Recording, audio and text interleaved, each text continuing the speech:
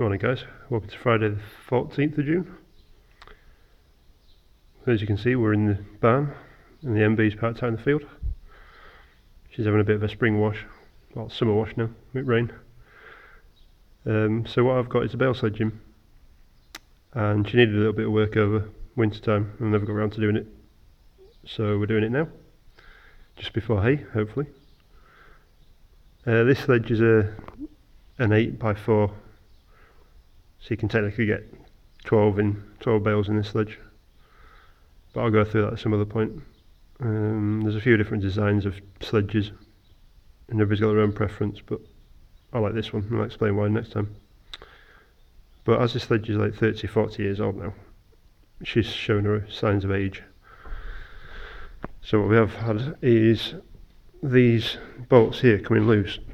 Now somebody's replaced these bolts already on here, because these basically hold on this whole back section, and when you've got 8 bales in there, there's a couple of 100 kilos. There should be a couple of 100 kilos depending how big your bales are. So what I've decided to do is just weld these on instead of just the bolts.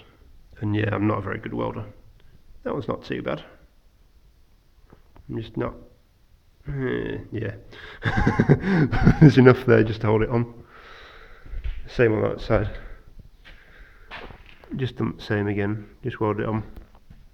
And this back corner was actually the worst bit, because it cracked straight down here. So what I've done is put a chunk of box section in, and it's repaint it, and just welded it tops, sides, and there's a couple of extra pieces just there, just to try and make it stronger, because somebody's done it on this side as well. Somebody's previously done it, should I say, along here. A piece in. I've just spotted there was a crack around here, so I've just run weld across the top of it.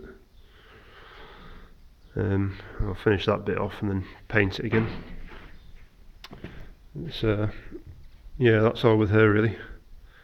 Just trying to get everything ready to go.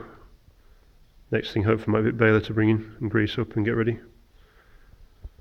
So what else have I been doing? Well, apart from dodging rain, as you can probably see, it's still raining.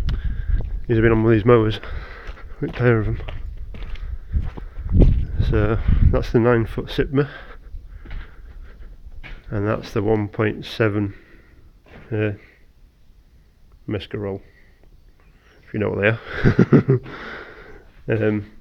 But that's 1.75 meters, I think it is. So just shy of 6 foot, 5.5 foot. But what I've done with the sipma is change the knives, check the oil in the bed. I had my disaster with the oil bed.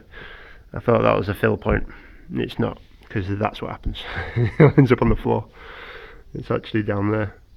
But we have no instruction book. I kind of guessed and got it wrong. So grease the PTO shafts up, UJs and the shafts themselves. And so done the bed, changed the knives. But I don't have the quick release knife. I've got the quick release knife system on this, but I don't have the tool to take them out. So I end up having to undo each bolt individually, drop it all out, put a new knife in. But what I did with these this year was just spun them over. That's the cutting edge this year. You can see that's the old one. And it's just worn around the edge, whereas that's quite a sharp angle on it. There is a bit of a leak on that gearbox, but we'll see how it goes this year. I don't really want to strip it out unless I have to. On the drum, basically same system again. We've got 3 belts through there, tighten them up, grease the prop shaft, grease all the joints, and change the knives that are on it. So they're new knives. There's 3 on each one of these drums, if you've never seen a drum before, or a drum mower before.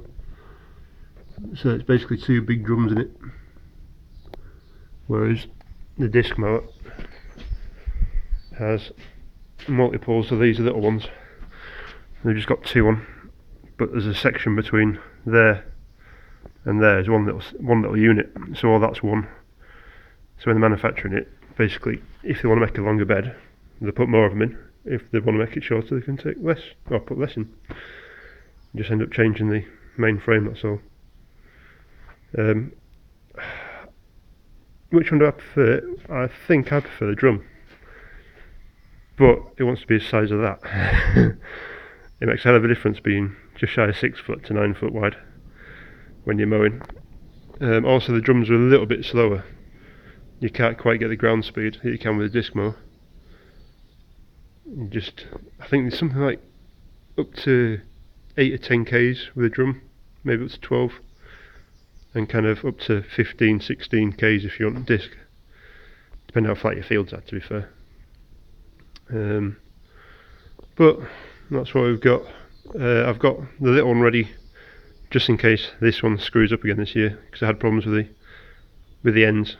I'll show you on this end because it's usually the other end, but what was happening was the grass was wrapping round that top hat and then bunging itself against this wheel. Now this wheel turns, but it was just jamming itself in that corner. So you'd have to jump out with a Stanley knife and cut all the grass off it and dump it. So if that happens, that drum mower is coming out. And I'm thinking this is going to be on MB track and that's going to be on New Holland, but we'll see. We'll see what happens this year. Time will tell. Anyway, just a quick update for you, and I'm going to go hide myself in a tractor cab hopefully. So I shall catch you later. Cheers, bye.